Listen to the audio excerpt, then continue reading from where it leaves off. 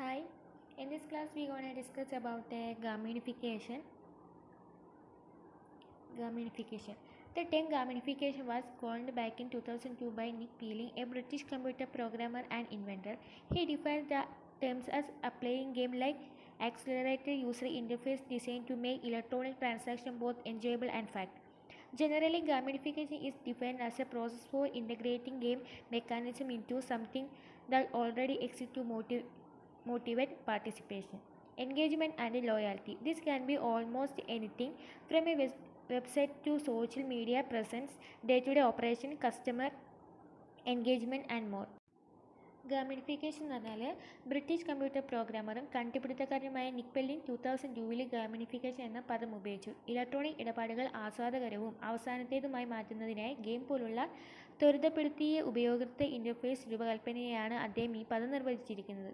പൊതുവെ ഗാമിനിഫിക്കേഷൻ നിർവചിക്കുന്നത് പങ്കാളിത്തം, ഇടപഴകൽ, വിശ്വസ്തത എന്നിവ പ്രോത്സാഹിപ്പിക്കുന്നതിന് ഗെയിം മെക്കാനിസത്തിനെ ഇതിനകം നിലവിലുണ്ടായിരുന്ന ഒന്നിലേക്ക് സംയോജിപ്പിക്കുന്നതിനുള്ള പ്രക്രിയയാണ്.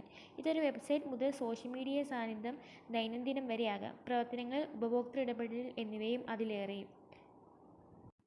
അടുത്തത് ഇതിൻ്റെ കമ്പോണൻസ് ആണ്. The components of a game are called game mechanism. The following 10 games mechanism are used in gamification. ഗാമിനിഫിക്കേഷനിൽ ഉപയോഗിക്കുന്ന 10 കമ്പോണൻസ് ആണുള്ളത്. അത് first feedback, transparency, goals, badges, levelling up, onboarding, competition, collaboration, community, then points. ഇതൊക്കെയാണ്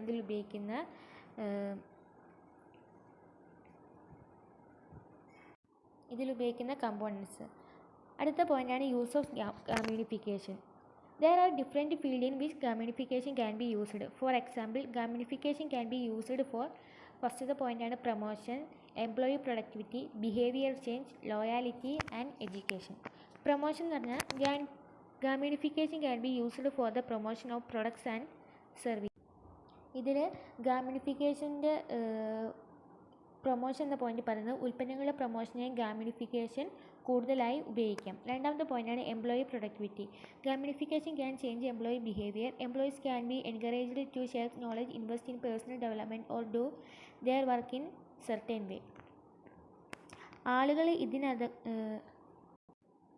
ഗാമിനിഫിക്കേഷന് ജീവനക്കാരുടെ സ്വഭാവത്തെ മാറ്റാൻ കഴിയും. അറിവ് പങ്കിടാനോ വ്യക്തിഗത വികസനത്തിൽ നിക്ഷേപിക്കാനോ അവരുടെ ജോലി പ്രത്യേക രീതിയിൽ ചെയ്യാനോ ജീവനക്കാരെ പ്രോത്സാഹിപ്പിക്കാം. മൂന്നാമത്തെ പോയിൻ്റാണ് behaviour change. Gamification works best when it stimulates behavior that people already pursue or find worthwhile. Behavior change will not occur easily.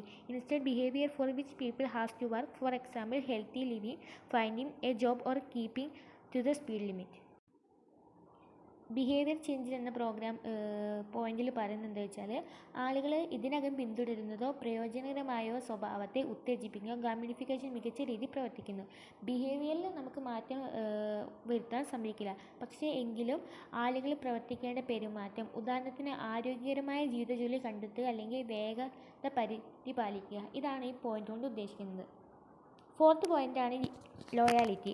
Loyalty is what most marketers are looking for in their customers. When translated into action it can mean repeat purchase on contract renewals. വിശ്വസ്തതയാണ് മിക്ക വിപണനക്കാരും അവരുടെ ഉപഭോക്താക്കളിൽ തിരിയുന്നത്. പ്രവർത്തനങ്ങളിലേക്ക് വിവർത്തനം ചെയ്യുമ്പോൾ അതിൻ്റെ അർത്ഥം ആവർത്തിച്ചുള്ള വാങ്ങൽ അല്ലെങ്കിൽ കരാർ പുതുക്കൽ എന്നാണ്.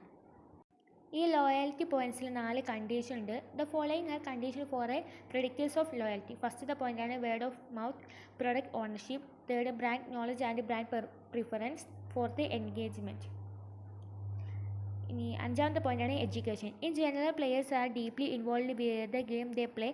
This engagement is one of the great challenge in education. To motivate student to study and keep them engaged is not easy. Education institution could learn from games in this regard. Gamification helps students to motivate the engage. പൊതുവെ കളിക്കാർ അവർ കളിക്കുന്ന ഗെയിമുകളുമായി ആഴത്തിൽ ഇടപെടും. ഈ ഇടപെടൽ വിദ്യാഭ്യാസത്തിലെ വലിയ വെല്ലുവിളിയാണ്. വിദ്യാർത്ഥികളെ പഠിക്കാനും അവരെ ഇടപഴകാനും പ്രേരിപ്പിക്കുന്നത് എളുപ്പമല്ല. വിദ്യാഭ്യാസ സ്ഥാപനങ്ങൾക്ക് ഇക്കാര്യത്തിൽ ഗെയിമുകളിൽ നിന്ന് പഠിക്കാൻ കഴിയും. വിദ്യാർത്ഥികളെ പ്രചോദിപ്പിക്കാനും ഇടപഴകാനും ഗാമിനിഫിക്കേഷൻ സഹായിക്കും. അടുത്തതാണ് ബെനിഫിറ്റ്സ് ഓഫ് ഗാമിനിഫിക്കേഷൻ. 12 പോയിൻറ്റ്സ് ആണുള്ളത്. Good learning experience. A better learning experience is obtained by combining fun with learning during the game. Game സമയത്ത് പഠനവുമായി തമാശ സംയോജിപ്പിച്ച് മികച്ച അനുഭവം ലഭിക്കും. അതാണ് ഈ പോയിന്റ് പറയുന്നത്. രണ്ടാമത്തെ പോയിന്റാണ് high level of engagement. A good gamification strategy will make participant more active and high level of engagement will increase feedback and retention. രണ്ടാമത്തെ പോയിന്റിൽ ഒരു നല്ല ഗാമിഫിക്കേഷൻ തന്ത്രം പങ്കാളികളെ ഉണ്ടാക്കും. കൂടുതൽ സജീവവും ഉയർന്നതുമായ ഇടപഴകൽ ഫീഡ്ബാക്കും നിലനിർത്തലും വർദ്ധിപ്പിക്കും.